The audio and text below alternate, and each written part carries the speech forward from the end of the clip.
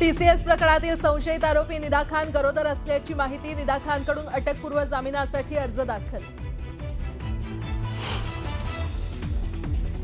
नाशिकच्या टीसीएस कंपनीतील धर्मांतर लैंगिक शोषण प्रकरणात आता एनआयएची एंट्री. नाशिक पोलिसांनी महत्त्वाची कागदपत्र एनआयएला केली सुपूर्द. धक्कादायक प्रकरणात नवीन माहिती समोर येण्याची शक्यता.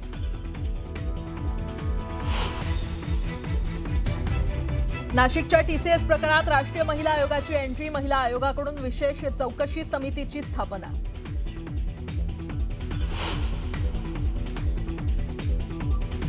अमरावतीतल्या परतवाड्यातील लैंगिक शोषण प्रकरणातील तो फ्लॅट पोलिसांकडून सील. फ्लॅट मालकाचीही पोलीस करणार चौकशी.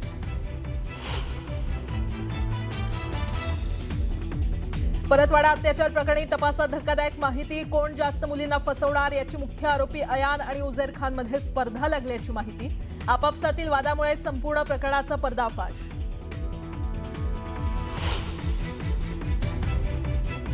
परतवाड्यातील अत्याचार प्रकरणातील आरोपी अयानच्या वाढदिवसाला पोलिसांची हजेरी. केक भरवतानाचा व्हिडिओ व्हायरल. पोलिसांवर काय कारवाई होणार याकडे लक्ष. पुण्यात माओवादी हिडमाच्या गाण्यावर नृत्य केल्याचं प्रकरण. विद्यार्थ्यांसह आयोजकांवर गुन्हा दाखल.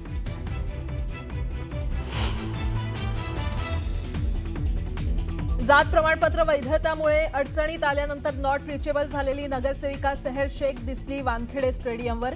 गेम ओव्हर म्हणत विरोधकांना डिवचलं.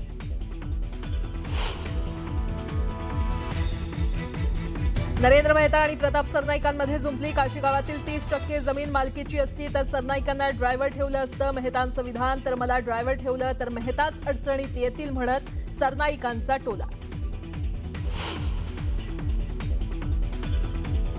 विधान परिषदेची निवडणूक जाहीर होताच भाजपमध्ये इच्छुकांची धावाधाव. भाजपमध्ये सुमारे 100हून अधिक इच्छुक. आमदारकीसाठी लॉबिंग सुरू.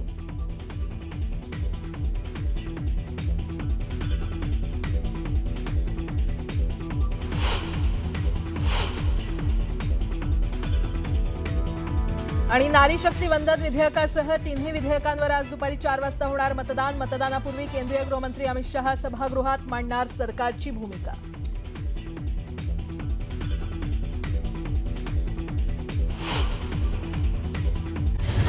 नाशिकच्या टीसीएस कंपनीतील धर्मांतर लैंगिक शोषण प्रकरणात आता एनआयएची एंट्री झालेली आहे आणि त्यामुळे नाशिकच्या टीसीएस कंपनीतील धर्मांतर आणि तरुणींच्या लैंगिक शोषण प्रकरणात तपासाला मोठं वळण मिळालेलं आहे. नाशिक पोलिसांनी या प्रकरणाशी संबंधित महत्त्वाची कागदपत्र राष्ट्रीय तपास संस्था म्हणजेच एनआयएकडे सुपूर्द केलेली आहेत. या कागदपत्रांमध्ये आरोपींना पैशांचा पुरवठा आणि परदेशातून मिळणाऱ्या मदतीचे धागेदोरे असल्याची माहिती आहे. दरम्यान राष्ट्रीय महिला आयोगाचं पथक नाशिकमध्ये दाखल होऊन प्रत्यक्ष चौकशी करणार आहे. मुंबई नाका पोलीस ठाण्यातील गुन्ह्यात आरोपी रजा मेमन आणि शफी शेख यांना 18 एप्रिलपर्यंत पोलीस कोठडी सुनावण्यात आलेली आहे. आता देशपातळीवरील यंत्रणा मैदानात उतरल्यानं या प्रकरणातील मोठे खुलासे होण्याची शक्यता आहे.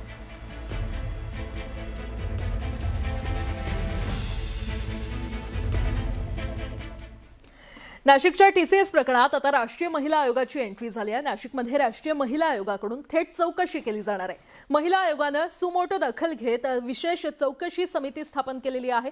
निवृत्त न्यायाधीश साधना जाधव, माजी DGP B K Sinha, advocate Monika Arora यांच्यासह 4 सदस्यांचा या समितीमध्ये समावेश आहे. हे पथक आज नाशिकमध्ये येऊन टीसीएस कंपनी आणि संबंधित ठिकाणी तपास करणार आहे. अधिकाऱ्यांशी चर्चा करून संपूर्ण अहवाल आयोगाच्या अध्यक्षा विजया रहाटकर यांना सादर केला जाणार आहे.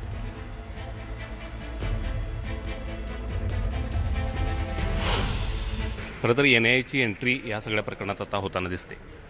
जी एचआर आहे खान म्हणून तिला जी अटक केलेली आहे त्यामुळं हे प्रकरण जरा ह्याची व्याप्ती मोठ्या प्रमाणात वाढलेली आहे आणि ह्याच्या खोलात जाण्याची आवश्यकता आहे. त्यामुळे हे सगळं प्रकरण धसास लागलेलं आहे. यामध्ये जे कोणी आहेत हे सगळं प्लॅन करणारे, ह्याला पाठबळ देणारे, ही सगळी लोकं रेकॉर्डवरती आली पाहिजेत. तशा पद्धतीचा तपास सुरू आहे. खरं तर तुमच्याकडे आणखीन काही इनपुट्स या संदर्भातले आहेत का? कारण अनेक बाबी आहेत ते तुम्हीच उघड करताना. नाही, माझ्यापेक्षा पोलीस यात खूप अतिशय सिरियसली हा तपास करत आहेत आणि अत्यंत व्यवस्थितपणे हा तपास सुरू आहे आणि बऱ्यापैकी आता अशी प्रकरणं बाहेर यायला लागलेली आहेत. काल पुण्यामध्ये पण असंच एक प्रकरण घडलं आहे जे आपल्या चॅनेलच्या समोर आलेलं नाही, परंतु एक कॉर्पोरेट कंपनीमध्ये काम करणारी मुलीच्या संदर्भातला हा विषय आहे. बऱ्यापैकी आम्ही त्या मुलीला आता समजावून सांगतोय, ती पण मुलगी कव्हर होईल आणि कव्हर झाल्याच्या नंतर ती मुलगी पोलिसांच्या समोर येईल.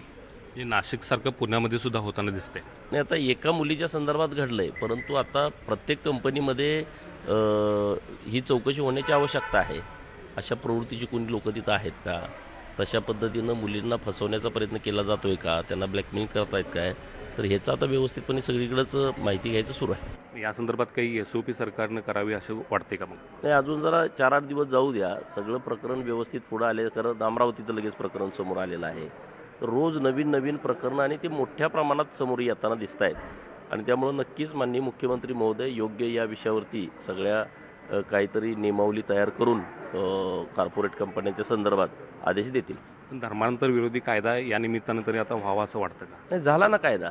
मागच्या अधिवेशनामध्ये माननीय मुख्यमंत्री महोदय यांच्या नेतृत्वामध्ये धर्म स्वतंत्र 2026 नावाचा कायदा हा दोन्ही सभागृहामध्ये पारित झाला आहे. त्याची अंमलबजावणी आता सुरू होईल. या सगळ्या प्रकरणामध्ये कोणीही वाचणार नाही.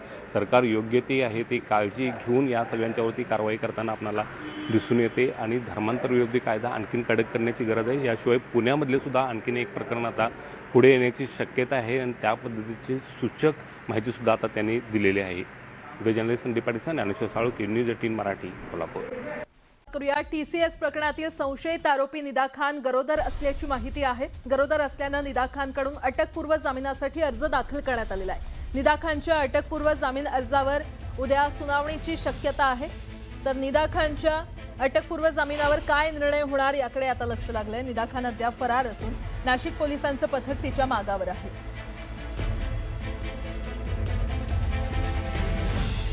आणि या संदर्भात अधिक माहिती देत आहेत आमचे प्रतिनिधी लक्ष्मण घाटोळ आपल्यासोबत जोडले गेलेले आहेत.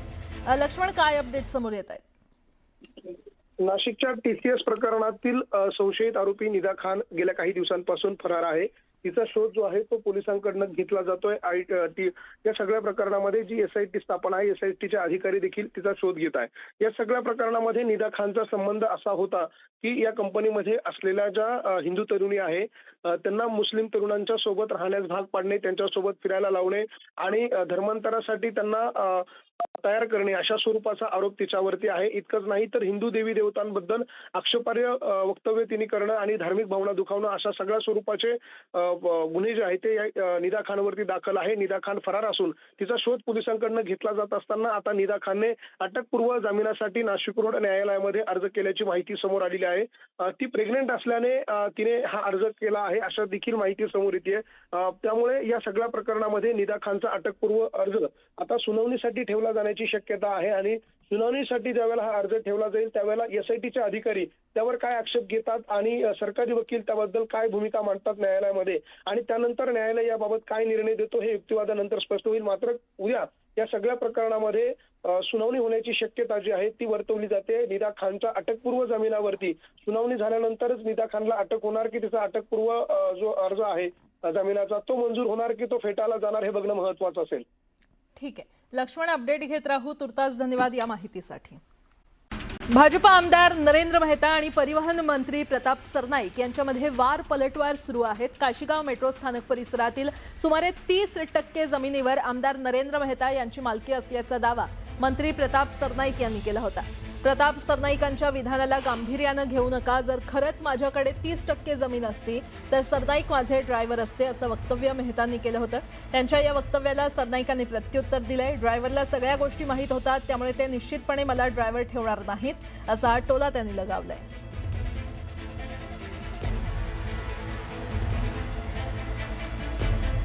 सरनाईक साहेब उठसूट ठाण्यावरनं येतात आणि आरोप करतात.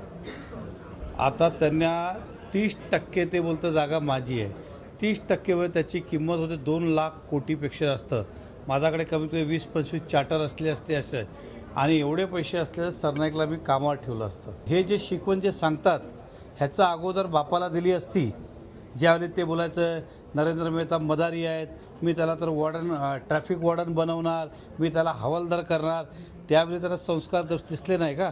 ते त्यांनी बापाला त्यावेळी शिकवलं असतं तर आजचा दिवस हा आला नसतं.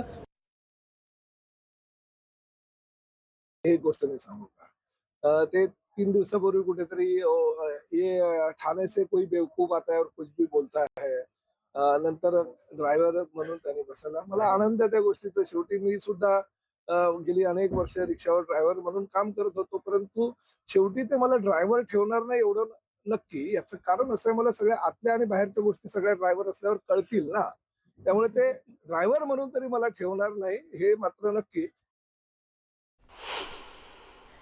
तर भाजप आमदार नरेंद्र मेहता आणि परिवहन मंत्री प्रताप सरनाईक यांच्यामध्ये वार पलटवार सुरू असल्याचं पाहायला मिळतंय. प्रताप सरनाईकांच्या विधानाला गांभीर्यानं घेऊ नका असं मेहतांनी म्हटलंय. दरम्यान यावर पूर्वेश सरनाईक यांनी काय म्हटलंय आपण पाहूया. या सरकारमध्ये चालत असताना आमच्याच पक्षाच्या आमच्याच सरकारमधले काही आमदार जर आमच्या मंत्र्यांविरोधात, आमच्या ज्येष्ठ आमदारांविरोधात जर कोणी अशा खालच्या पातळीवर टीका करत असेल तर शिवसैनिक युवा सैनिक म्हणून आम्ही शांत बसणार नाही. किंबहुना मुलगा म्हणून तरी माझ्या बापावर जर कोणी काय बोलेल तर ते मी सहन करणार नाही. मी त्या पत्रामध्ये एवढंच सांगितलेलं आहे की मी काय एग्रेसिव्हली त्याचं उत्तर दिलेलं नाहीये, पण प्रेमाच्या माध्यमातून माझ्या ज्या भावना होत्या त्या भावना मी त्या पत्राच्या माध्यमातून त्यांच्यापर्यंत पोहोचवलेल्या आहेत. देर आहे दुरुस्त आहे.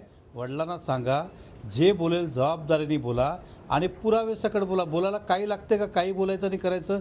जे आज तुम्हाला हट झाला ना त्याला, ते आमच्या कुटुंबालाही हट होतं. ज्यावेळेस सरनाईक ट्रॅफिक वॉर्डन बोलतात, हवालदार बोलतात, मदारी बोलतात, त्यावेळेस त्यांच्या घरात वाटलं नाही का? आणि राहिला प्रश्न तो इन्साइड स्टोरी बोलतो ना, तर ऑस्ट्रेलियाची त्याचं इन्साइड स्टोरी आमच्याकडेही आहे. आता संस्कार आम्हालाही तरी शिकू नका तरी, हेच मला आज त्यांना सांगायचं. आणि आता राज्यातल्या सगळ्यांसाठी एक महत्त्वाची बातमी आहे. राज्यात पुढील काही दिवसात उष्णतेची तीव्र लाट येण्याचा इशारा भारतीय हवामान खात्यानं दिलेला आहे.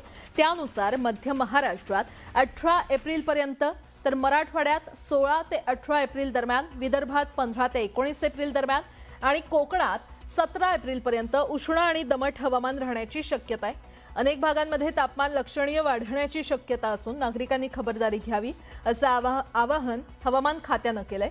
उष्णतेपासून बचावासाठी नागरिकांनी भरपूर पाणी आणि ORS घ्यावं. सैल कपडे वापरावेत. याशिवाय घराबाहेर पडताना टोपी किंवा छत्री वापरावी असं प्रशासनानं सांगितलंय. दुपारी 12 ते 4 या वेळेत उन्हात जाणं टाळावं असं आवाहन देखील करण्यात आलंय.